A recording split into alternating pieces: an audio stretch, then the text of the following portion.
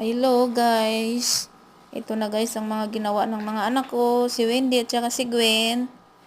Gumawa sila ng sarili nilang DIY card. Happy Teacher Day sa lahat ng teachers. Ayan ang ginawa nila. Hindi man ako ang gumawa sa card nila, sila ang gumagawa. So napakagaling talaga ni Wendy at saka ni Gwen. Gumawa sila ng mga card ng kanilang mga teachers.